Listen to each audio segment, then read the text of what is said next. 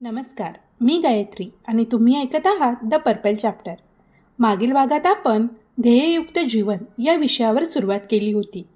आज आपण त्याच प्रवासाचा पुढचा टप्पा पाहणार आहोत. थोडं खोल, थोडं विचारात घेणारं. आपलं ध्येय फक्त ठरवणं पुरेसं नसतं, ते जगण्याची उमेदही लागते. एका वकिलाला सांगितलं की तुम्ही प्रत्येक कार्य करताना या विचाराने करा की हे कार्य मी आयुष्यात शेवटचं करतोय, परत मला हे कार्य करायला मिळणार नाही. वकिलांसाठी त्याच्या कामात कागदपत्रांना फार महत्त्व असतं. प्रत्येक कागद हा त्यांच्यासाठी मोठं काम करून जातो. त्यांनी स्वतःशी कागद बघताना ठरवलं की येणारा प्रत्येक कागद मी आयुष्यात शेवटचा बघतो. हा कागद मला परत कधीच बघायला मिळणार नाही. ज्या वेळेला त्यांच्या मनात हा विचार यायचा की हा कागद मला कधीच पाहायला मिळणार नाही, त्यावेळेला तो कागद ते कोपऱ्याकोपऱ्यांमधून पाहायचे, कागद संपूर्ण वाचायचे. त्यावेळेला जसं काही ते कागदाचं चित्र त्यांच्या मनात उभं राहायचं. त्यानंतर अतिशय आत्मविश्वासाने ते सांगायला लागले की या कागदावर असं असं आहे, या कागदावर ही नोंद आहे. ज्या वेळेला त्यांच्या क्लायंटशी बोलताना, समोरच्या पार्टीच्या वकिलांशी बोलताना किंवा कोर्टात उभं राहताना कागदपत्रांविषयी ते आत्मविश्वासपूर्ण बोलायला लागले, त्यावेळेला त्यांची विश्वसनीयता अजून वाढली. त्यांना विचारलं की तुम्ही तुमच्या कागदांविषयी इतक्या विश्वासानं कसं बोलता? ते म्हणाले की याचं कारण असं की तो कागद मी पूर्णपणे वाचलेला आहे.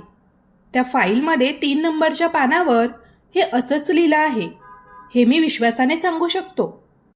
आपोआप त्यांच्या विश्वास भरलेल्या शब्दांनी समोरच्याच्या मनात आत्मविश्वास तयार करायला सुरुवात केली. त्यांचा व्यवसाय काही पटींनी वाढायला लागला. तुम्ही जेव्हा ध्येय ठरवता तेव्हा फक्त ध्येय ठरवू नका, या विचारांनी ध्येय ठरवा की हे ध्येय, हे काम मी करणार आहे. ही आयुष्यात शेवटची संधी आहे, परत मला कधीही हे कार्य करायची संधी मिळणार नाही. आपोआप तुम्हाला जाणवेल की तुमच्यात आत्मविश्वास प्रगट झालाय.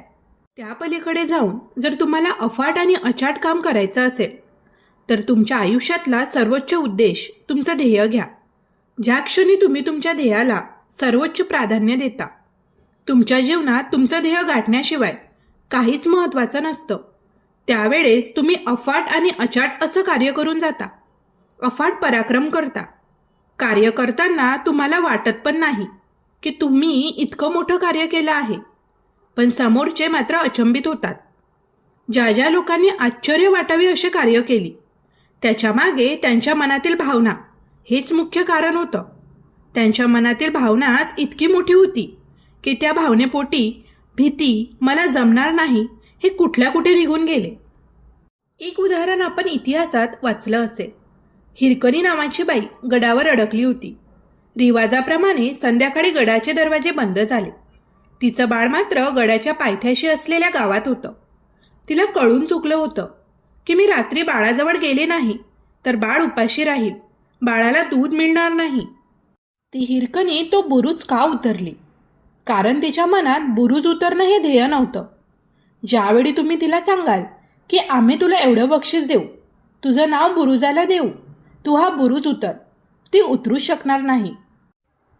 कारण त्या नावाशी, त्या बक्षिसाशी तिची भावनिक जुळवणूक नाही. पण ज्यावेळी तिच्या हे लक्षात आलं की माझं बाळ उपाशी आहे, बाळावरील प्रेम इतकं होतं की समोरच्या अडचणींपेक्षा बाळावरील प्रेम कित्येक पट महत्त्वाचं होतं, त्यावेळी ती तो बुरुज सहजतेने उतरली. बुरुज उतरताना तिच्या मनात कुठल्याही किड्याची, काट्याची, दगडमातीची, घसरण्याची अजिबात भीती नव्हती. कारण प्रत्येक पाऊल तिला तिच्या घरी घेऊन चाललं आहे हे तिला जाणवत होतं. मी माझ्या बाळाच्या जवळ चालले आहे हे तिला जाणवत होतं. ज्यावेळेस तुम्ही तुमचं ध्येय तुमच्या आयुष्यात इतकं सर्वोच्च मानता की त्याशिवाय तुम्हाला सर्व जग तुच्छ दिसायला लागतं, सर्व अडचणी क्षुल्लक वाटायला लागतात, त्यावेळेला ते ध्येय प्राप्त करायला टाकलेलं प्रत्येक पाऊल ठाम होतं, आत्मविश्वास पूर्ण होतं. तुमच्या चेहऱ्यावर भीतीचा लवलेशही दिसत नाही, कारण प्रत्येक पावलानुसार तुम्हाला जाणवतं की मी माझ्या ध्येयाच्या जवळ चाललो आहे. तुमच्याकडून निसर्ग अफाट असं काम करून घेतो. निसर्ग तुम्हाला अचाट शक्ती प्राप्त करून देतो. ही शक्ती फक्त त्या ध्येयाशी असलेल्या तुमच्या बंधनामुळे, ध्येयाशी असलेल्या तुमच्या भावनिक जुळवणुकीमुळे तुम्हाला प्राप्त होते. याचं अजून एक उदाहरण म्हणजे एक आश्चर्यकारक घटना घडली. एका स्त्रीने एक मॅटॅडोर, ज्याला मिनी ट्रक म्हणतात, तो उचलला. सर्वांना आश्चर्य वाटलं की या बाईच्यात इतकी ताकद कुठून आली. याचं कारण असं घडलं की तिचं लहान मूल खेळत खेळत त्या मॅटॅडोर खाली गेलं. मॅटॅडोअरचं चाक पुढं पुढं येत होतं. जेव्हा तिने बघितलं की माझं बाळ मॅटॅडोअर खाली येत आहे, मिनी ट्रक खाली येत आहे, जीवाच्या आकांताने तिने त्या मॅटॅडोअरला हात लावला. तिचं बाळ खाली जाऊ नये म्हणून तिने अख्खा मॅटॅडोअर उचलला. बघणाऱ्यांना आश्चर्य वाटलं. एक स्त्री इतक्या वजनाचा हा मिनी ट्रक कसा उचलू शकेल? तिच्यामध्ये एवढी शक्ती आली कुठून? पण जसा तिनं तो मिनी ट्रक उचलून त्याला बाजूला सारलं, त्या बाईच्या अंगातलं सगळं अवसान गेलं. आता परत जर त्या बाईला सांगितलं की आता परत हा मॅटॅडोअर उचल, तर उचलणं काय, तिला ढकलणंही शक्य होणार नाही. मग त्यावेळी तिच्या अंगात शक्ती कशी आली? कारण माझं बाळ वाचवणं हेच आयुष्यातील सर्वोच्च ध्येय तिच्यासमोर होतं. सूत्र हेच आहे, ज्यावेळेस तुम्ही तुमच्या ध्येयाशी इतकं एकरूप होता की तुमचं ध्येयच हे तुमच्यासाठी आयुष्यातील सर्वोच्च कार्य तुम्हाला वाटतं, त्याशिवाय तुम्हाला दुसरा विचारच येत नाही, त्यावेळेस आपोआप तुमच्या कृतीमध्ये निसर्ग शक्ती होतं. तुमच्यात आत्मविश्वास येतो आणि प्रचंड आत्मविश्वासाने, प्रचंड शक्तीने तुम्ही कार्य करायला लागता. ही शक्ती, हाच आत्मविश्वास तुम्हाला तुमच्या ध्येयपूर्तीपर्यंत घेऊन जातो.